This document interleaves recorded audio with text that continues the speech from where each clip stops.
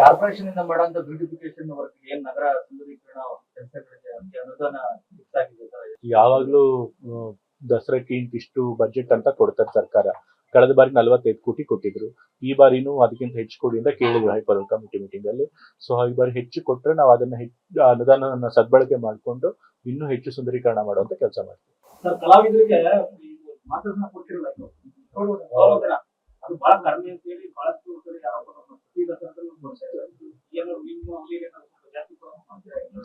ಅದ್ರ ಬಗ್ಗೆ ಸಮಿತಿಲಿ ಏನು ಮಾತುಕತೆ ಆಗಿಲ್ಲ. ಬಟ್ ಈಗ ನೀವು ಗಮನಕ್ಕೆ ತಂದಿದ್ದೀರಿ, ಖಂಡಿತ ಅದನ್ನು ಕೂಡ ನಾವು ಪರಿಶೀಲನೆ ಮಾಡ್ತೀವಿ. ಪಾಸ್ಗಳ ವಿಚಾರವಾಗಿ ಸಾಕಷ್ಟು ಗೊಂದಲ ನಿಲ್ಲಿಸಬೇಕು ಅಂತ ಹೇಳಿ ಎಲ್ಲರೂ ಸಲಹೆ ಕೊಟ್ಟಿರುವಂತದ್ದು, ಅದೇನೋ ಚರ್ಚೆ ಆಯ್ತಾ? ಪಾಸ್ಗಳ ಬಗ್ಗೆ ನಿಜವಾಗ್ಲೂ ಪ್ರತಿ ವರ್ಷ ಗೊಂದಲ ಆಗುತ್ತೆ. ಕಳೆದ ಬಾರಿ ಗೋಲ್ಡ್ ಪಾಸ್ ಗಳನ್ನ ಖರೀದಿ ಮಾಡಿದವ್ರಿಗೂ ಕೂಡ ಎಷ್ಟೊಂದ್ ಕಡೆ ಜಾಗ ಸಿಕ್ಕಿರ್ಲಿಲ್ಲ. ಸೊ ಹಾಗಾಗಿ ಈ ಬಾರಿ ಕಟ್ಟುನಿಟ್ಟಾಗಿ ಗೋಲ್ಡ್ ಪಾಸ್ಗಳನ್ನ ಎಷ್ಟು ಸೀಟ್ಗಳನ್ನ ನಾವು ನಿಗದಿ ಮಾಡಿರ್ತೀವೋ ಅಷ್ಟು ಮಾತ್ರ ಪ್ರಿಂಟ್ ಮಾಡಿ ಯಾರು ಖರೀದಿ ಮಾಡ್ತಾರೋ ಅವ್ರಿಗೆ ಮಾತ್ರ ಕೊಡಬೇಕು. ಬೇರೆಯವ್ರಿಗೆ, ಅದು VIP ಗಳಿರ್ಬೋದು ಅಥವಾ ಬೇರೆ ಇನ್ಯಾರಾದ್ರೂ ಇರ್ಬೋದು, ಅವ್ರಿಗೆ ಯಾರಿಗೂ ಕೂಡ ಗೋಲ್ಡ್ ಪಾಸ್ ಕೊಡಬಾರದು ಅಂತ ಹೇಳಿ ತೀರ್ಮಾನ ಮಾಡಿದ್ವಿ. ಮಾಡಬಹುದಾಗ್ತದೆ ಬರೀ ಗೋಲ್ಡ್ ಪಾಸ್ಗೆ ಮಾತ್ರ, ಯಾಕಂದ್ರೆ ಎಲ್ಲಾ ಕಡೆಗೂ ಇವನ್ ಕ್ರೀಡಾಂಗಣಗಳಲ್ಲೂ ಅದೇ ಆಗುವಂತದ್ದು, ಸಿನಿಮಾಗೂ ಅದೇ ಆಗುತ್ತೆ. ಈಗ ಗೋಲ್ಡ್ ಪಾಸ್ಗೆ ಸಪರೇಟ್ ಒಂದು ಎನ್ಕ್ಲೋಜರ್ ಮಾಡಿರ್ತೀವಿ. ಸೀಟ್ ನಂಬರ್ ಮಾಡಬಹುದು. ಗೋಲ್ಡ್ ಪಾಸ್ಗೆ ಸಪರೇಟ್ ಒಂದು ಎನ್ಕ್ಲೋಜರ್ ಮಾಡ್ತೀವಿ. ಅಲ್ಲಿ ಗೋಲ್ಡ್ ಪಾಸ್ ಖರೀದಿ ಮಾಡೋರು ಮಾತ್ರ ಅವಕಾಶ ಮಾಡ್ಕೊಡ್ತೀವಿ. ಮತ್ತೆ ಗೋಲ್ಡ್ ಪಾಸ್ ಎಷ್ಟು ಸೀಟ್ ಇದೆಯೋ ಅಷ್ಟು ಮಾತ್ರ ನಾವು ಪ್ರಿಂಟ್ ಮಾಡ್ತೀವಿ. ಮತ್ತೆ ಜನರಿಗೆ ಬಿಟ್ರೆ, ಸಾಮಾನ್ಯ ಜನರಿಗೆ ಖರೀದಿ ಮಾಡೋರಿಗೆ ಬಿಟ್ರೆ ಬೇರೆ ಇನ್ಯಾರಿಗೂ ಗೋಲ್ಡ್ ಪಾಸ್ ಅಂತ ಕೊಡೋದಿಲ್ಲ. ಮೈಸೂರು ಜನ ಬಹಳಷ್ಟು ಜನ ಮಾಡ್ತಾರೆ, ಟ್ರಾಫಿಕ್ ಬಹಳ ವೈಲೆನ್ಸ್ ಇರುತ್ತೆ, ಸರಿಯಾಗಿ ವ್ಯವಸ್ಥೆ ಇಲ್ಲ ಅಂತ. ಆ ಟ್ರಾಫಿಕ್ ಸ್ವಲ್ಪ ಕರೆಕ್ಟ್ ಆಗಿ ಮಾಡೋದಕ್ಕೆ ಒಂದು ವ್ಯವಸ್ಥೆ ಮಾಡ್ತಾರೆ.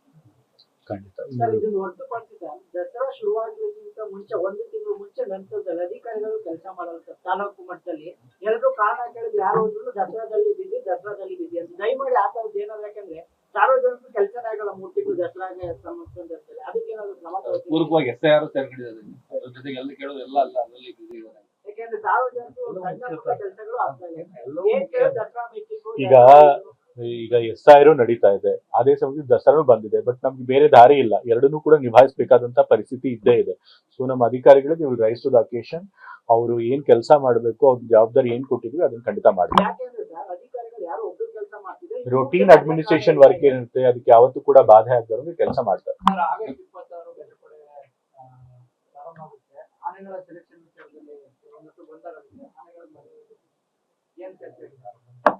ಇಲ್ಲ, ಅದ್ರೊಳಗೇನ್ ಗೊಂದಲ ಇಲ್ಲ, ನನಗೆ ಗೊತ್ತಿರೋ ಹಾಗೆ ಗೊಂದಲ ಇಲ್ಲ ಅಂತ ಸಾಲ. ಅದ್ರ ಬಗ್ಗೆ ಏನು ಚರ್ಚೆ ಆಗಿಲ್ಲ. ನನ್ಗೆ ಗೊತ್ತಿರೋಂಗೆ ಎಲ್ಲ ಪ್ರತಿ ವರ್ಷ ಹೆಂಗ್ ನಡೆಯುತ್ತೆ ಅದೇ ರೀತಿ ಸೆಲೆಕ್ಷನ್ ಆಗಿ ನಡೆಯುತ್ತೆ. ಫುಟ್ಪಾತ್ ಕಾರ್ಯಾಚರಣೆ ಒಂದು ಕಡೆ ಆಗ್ತಾರೆ, ಒಂದ್ ಕಡೆ ಆಗ್ತಾ ಇಲ್ಲ ಅನ್ನೋ ಕೂಗಂತೂ ಎಲ್ಲರಲ್ಲೂ ಆರೋಪ ಆಗಿದೆ. ದಯವಿಟ್ಟು ಇಡೀ ಮೈಸೂರನ್ನ ಮಾಡುವಂತ ಕೆಲಸ ಆಗ್ತದ ಹೇಗೆ? ಇಲ್ಲ, ಈಗ ಫುಟ್ಪಾತ್ಗಳು ಪಾದಾಚಾರಿಗಳಿಗೆ ತೆರವು ಮಾಡಿಕೊಡ್ಬೇಕು. ಸೊ ಈಗಾಗಲೇ ನಮ್ಮ ಕಮಿಷನರ್ ನಾನು ಸೂಚನೆ ಕೊಟ್ಟಿದ್ದೀನಿ. ಬೆಂಗಳೂರಲ್ಲಿ ಟ್ರಾಫಿಕ್ ಸಮಸ್ಯೆ ತುಂಬಾ ತೀವ್ರವಾಗಿದೆ. ಸೊ ಹಾಗಾಗಿ ಅವರು ತತ್ಕ್ಷಣಕ್ಕೆ ಅವರು ಅದನ್ನ ತೆರವುಗೊಳಿಸಬೇಕಾಗಿತ್ತು, ಬೇರೆ ದಾರಿ ಇರಲಿಲ್ಲ. ಬಟ್ ನಮ್ಮ ಮೈಸೂರಿನಲ್ಲಿ ಸಮಸ್ಯೆ ಬೆಂಗಳೂರಿನಷ್ಟಿಲ್ಲ, ಆದ್ರೂ ಕೂಡ ನಾವು ಫುಟ್ಪಾತ್ಗಳನ್ನ ತೆರವು ಮಾಡಲೇಬೇಕು.